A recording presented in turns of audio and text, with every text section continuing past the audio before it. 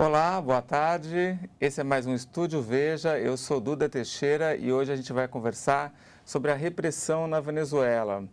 Para falar sobre esse assunto, a gente convidou a Tamara Tarachuk-Bronner. Tamara, obrigado por ter vindo. Obrigada a vocês. A Tamara é uma venezuelana, ela pesquisa a Venezuela para a Human Rights Watch, que é uma ONG de direitos humanos internacional, está no mundo inteiro. E a Tamara está sempre estudando ali o que acontece com Hugo Chávez e agora Nicolás Maduro, né? Tamara, eu queria começar a entrevista conversando sobre o Oscar Pérez, que é um piloto, era um piloto, né, ator também venezuelano, e que foi executado pelas forças de segurança do Nicolás Maduro, né? Do que você tem de informação, dá para saber alguma coisa além dessa história?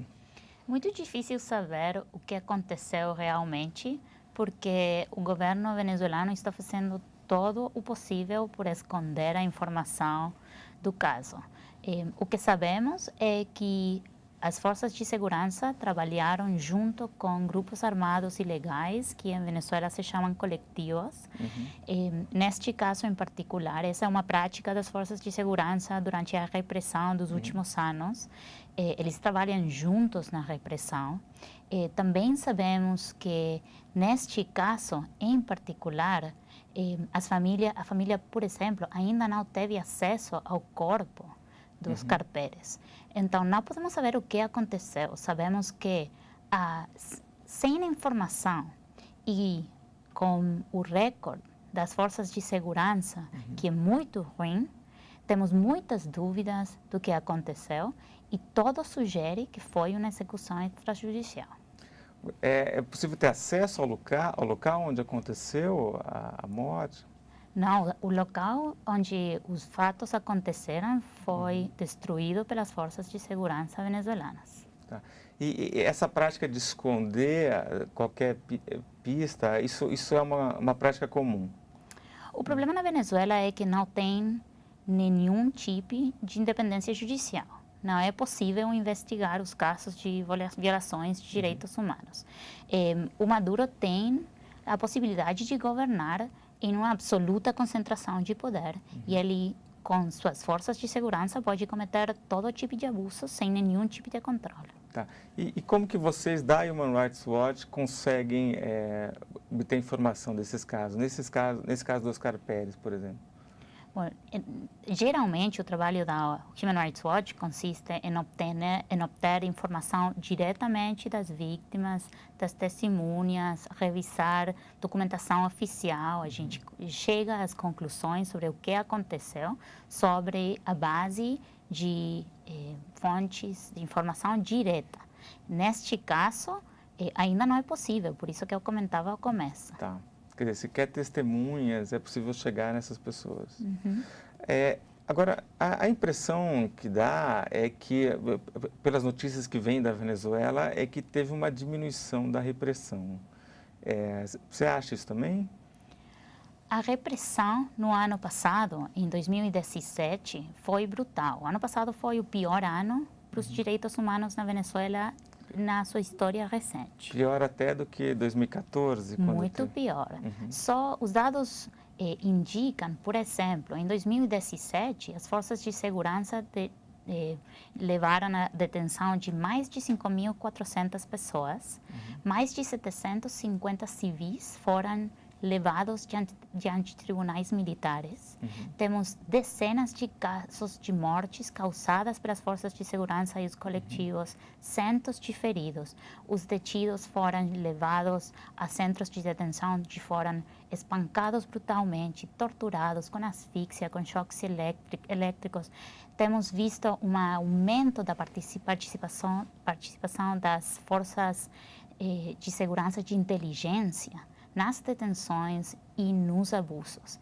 Esse nível foi o pior nível em muito tempo. Agora, estamos olhando menos manifestações, mas ainda há muitas manifestações que têm que ver agora, são mais esporádicas e principalmente vinculadas à falta de alimentos e medicinas. Quer dizer, continuam existindo protestos, mas eles são menores e mais localizados, é isso?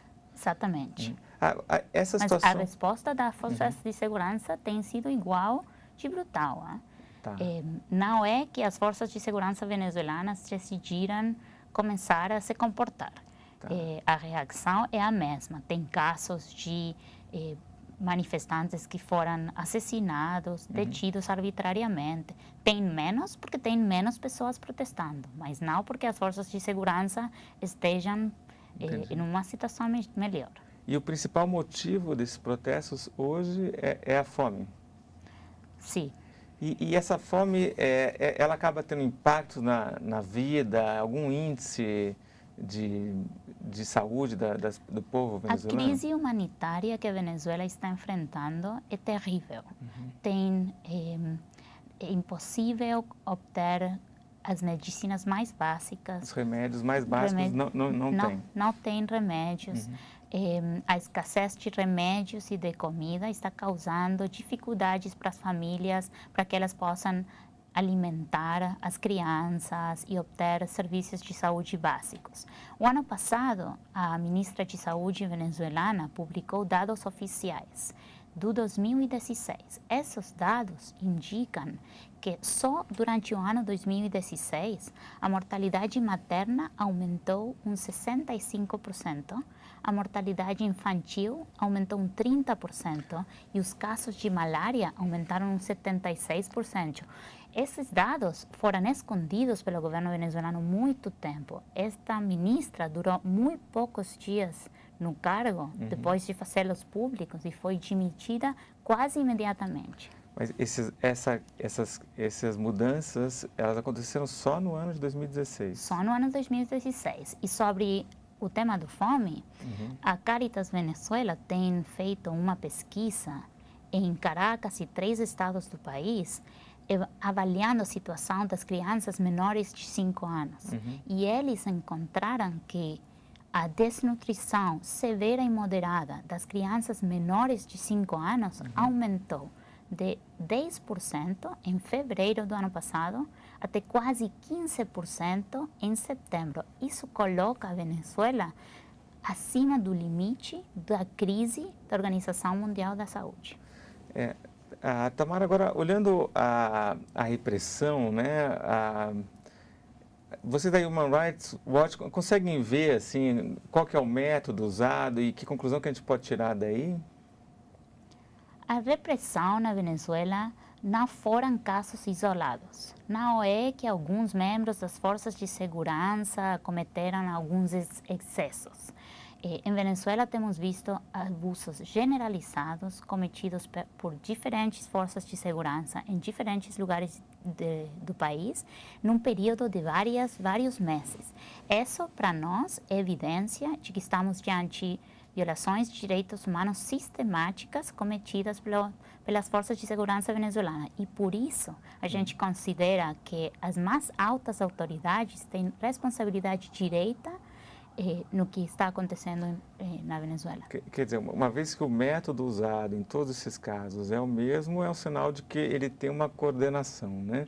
Agora, né, quando você fala das mais altas autoridades, você está falando do presidente Nicolás Maduro também? A gente individualiza no relatório que publicamos no ano passado sobre a repressão ao presidente, ao ministro de Defesa, ao ministro de Interior e Justiça e aos chefes das forças de segurança que participaram da repressão. O chefe da Guarda Nacional Bolivariana, o chefe da Polícia Nacional Bolivariana e o chefe do Serviço Bolivariano de Inteligência Nacional.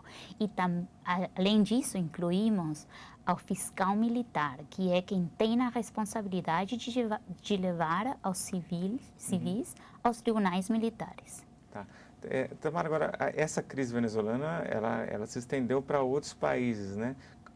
Como que você vê a reação dos países, de mais países da América Latina, ao que está acontecendo na Venezuela?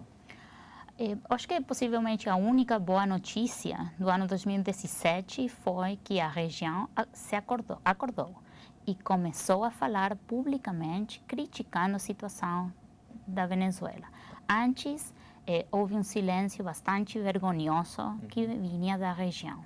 Imagino que isso tem a ver com a troca dos chefes de governo e chefe de Estado, né? É o Macri, o Temer. Tem um cambio geopolítico, mas também a situação foi tão terrível que é impossível manter que o governo venezuelano não está violando os direitos humanos, salvo se alguém olha a situação venezuelana por meio de uma lente ideológica. Os fatos falam por si sós.